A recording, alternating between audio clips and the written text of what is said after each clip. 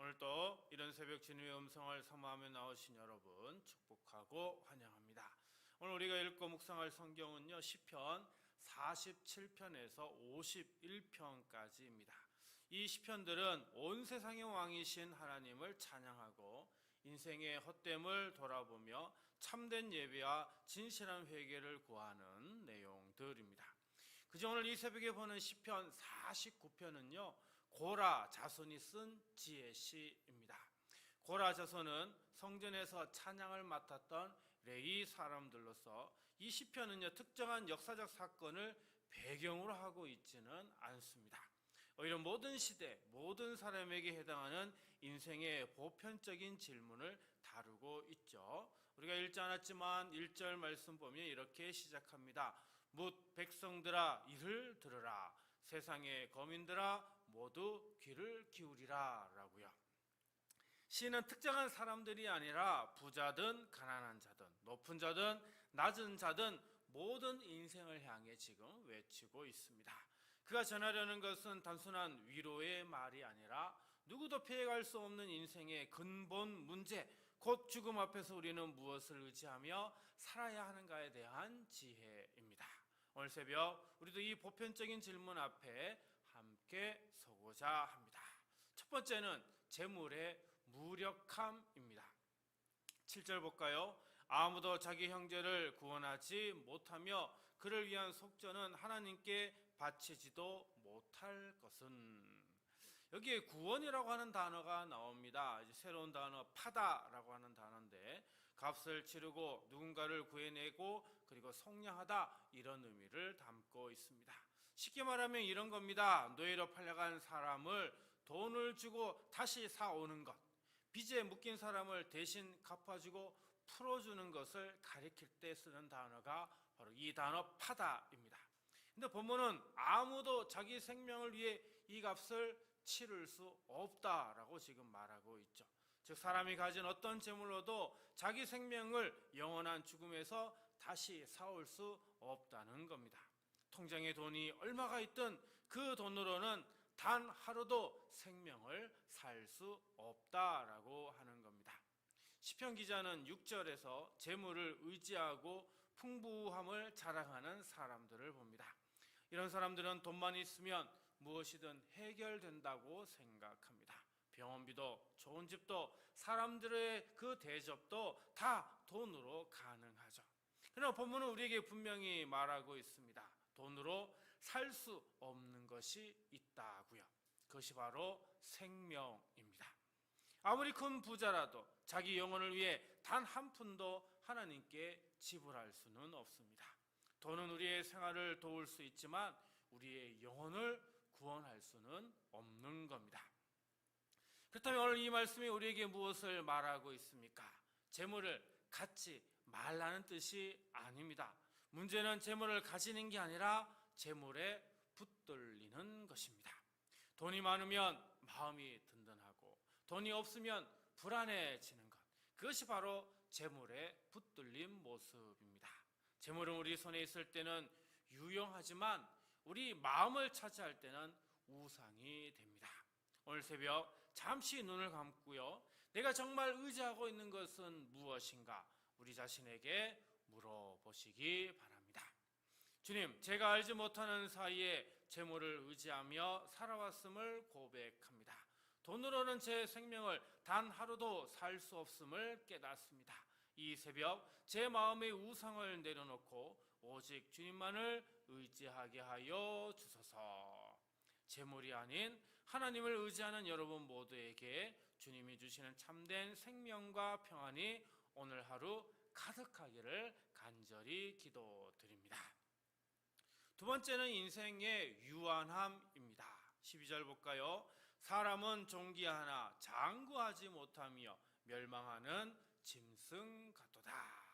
여기 존귀하다라고 하는 단어는 사람들이 평생을 바쳐 추구하는 것, 바로 높은 자리와 좋은 이름, 사람들의 인정 같은 것을 말하는 겁니다. 근데 여기에 짐승이라는 단어도 나오죠. 본문은 이 두 단어를 나란히 놓고 있습니다. 아무리 존귀한 자리에 있어도 깨닫지 못하면 결국 짐승처럼 사라지는 운명과 다르지 않다라고 하는 것을 함께 이 구절에서 보여주고 있습니다. 그래서 시편 기자는 10절에서 이 세상에 분명한 사실 하나를 말합니다. 그러나 그는 지혜 있는 자도 죽고 어리석고 무지한 자도 함께 망하며 그들의 재물은 남에게 남겨두고 떠나는 것을 보게 되리라 라고요. 머리가 좋은 사람이든 그렇지 못한 사람이든 죽음 앞에서는 모두 다 똑같다라는 겁니다.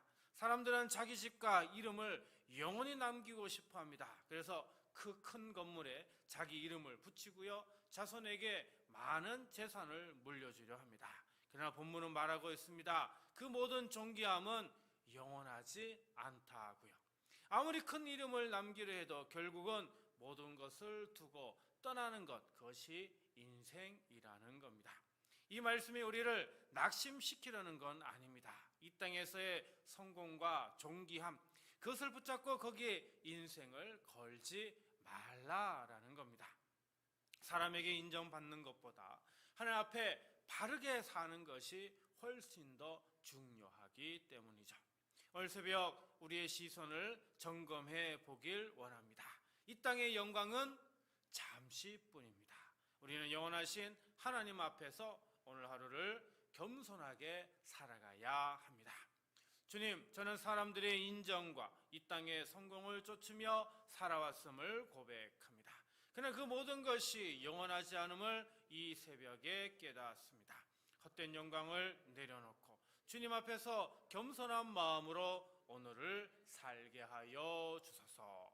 오늘 하루 사람의 평가가 아닌 하나님의 눈앞에서 사는 복된 시간이 되시기를 주님의 이름으로 축복합니다. 마지막 세 번째로 구원의 영원함입니다. 먼저 13절과 14절 볼까요? 이것이 바로 어리석은 자들의 길이며 그들의 말을 기뻐하는 자들의 종말이로다. 그들은 양같이 소홀에 두기로 작정되었으니 사망이 그들의 목자일 것이라. 정직한 자들이 아침에 그들을 다스리리니 그들의 아름다움은 소멸하고 수월이 그들의 거처가 되리라. 아멘. 여기 수월이라고 하는 단어가 나옵니다. 죽은 자들이 가는 곳, 곧 무덤을 가리키는 말이죠. 이 두 구절은 재물을 의지하던 사람들의 길을 다시 보여줍니다. 그들은 자기를 믿고 살았지만 결국 무덤, 곧 죽음의 자리가 그들의 거처가 된다는 겁니다. 여기까지만 보면 인생은 그렇게 끝나는 것처럼 보입니다. 그런데 15절에서 갑자기 흐름이 바뀝니다. 그러나 하나님은 나를 영접하시리니 이러므로 내 영혼을 수월의 권세에서 건져내시리로다.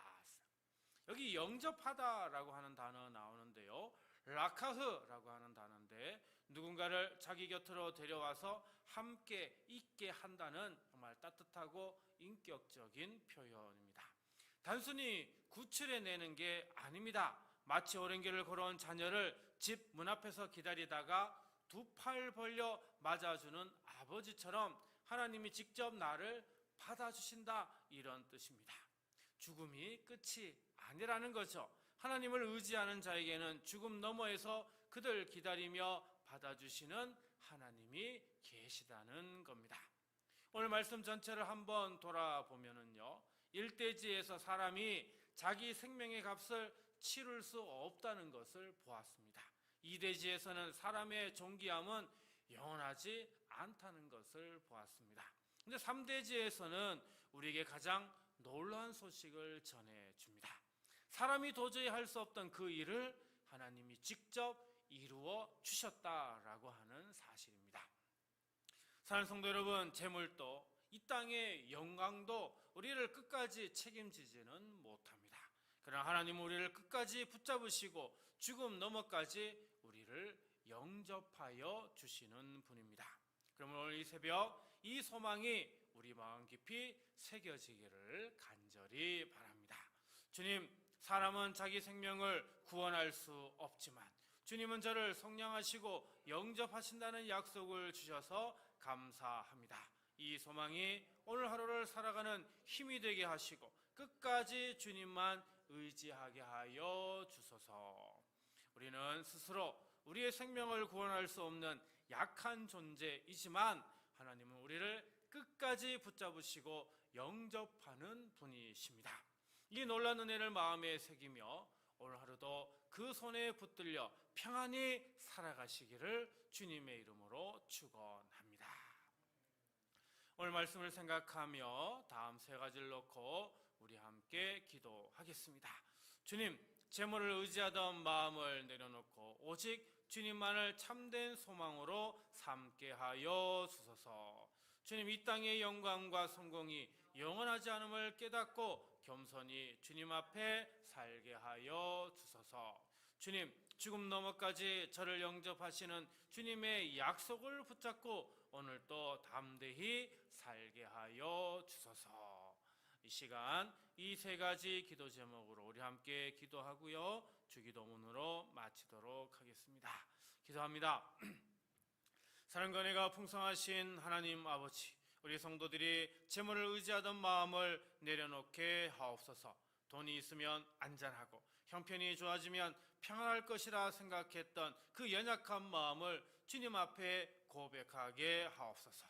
재물은 삶의 도구일 뿐 우리의 주인이 될 수 없음을 깨닫게 하시고, 많을 때 교만하지 않게 하시며 부족할 때 낙심하지 않게 하옵소서.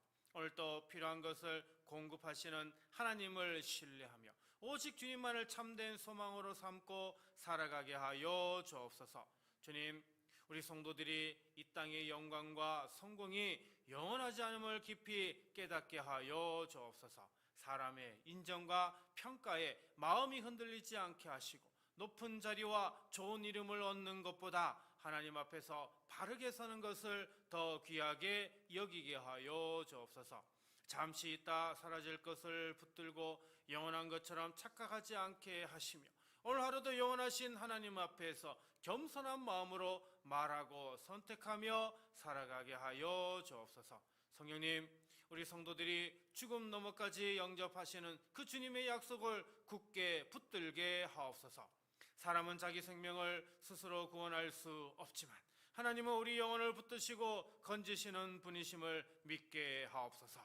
삶의 형편이 흔들리고 마음이 약해지는 순간에도 우리를 끝까지 버리지 않으시는 그 주님의 손길을 바라보게 하옵소서. 오늘 하루를 두려움이 아니라 믿음으로 걷게 하시고 염려가 아니라 소망으로 감당하게 하옵소서. 이 새벽에 나온 우리 성도들의 가정과 일터와 자녀와 건강을 주님께 올려드립니다. 각자의 삶에 필요한 은혜를 채워주시고 마음의 무거운 짐을 주님 앞에 내려놓게 하옵소서. 오늘도 재물이 줄 수 없는 평안, 세상이 줄 수 없는 위로, 사람의 힘으로 얻을 수 없는 구원의 확신을 누리게 하여 주옵소서. 우리 성도들의 발걸음마다 주님의 은혜가 함께하게 하시고 오직 하나님만 의지하는 복된 하루로 인도하여 주옵소서. 우리를 죄에서 구원하시고 영원히 인도하시는 예수 그리스도의 이름으로 축복하며 간절히 기도하옵나이다. 아멘.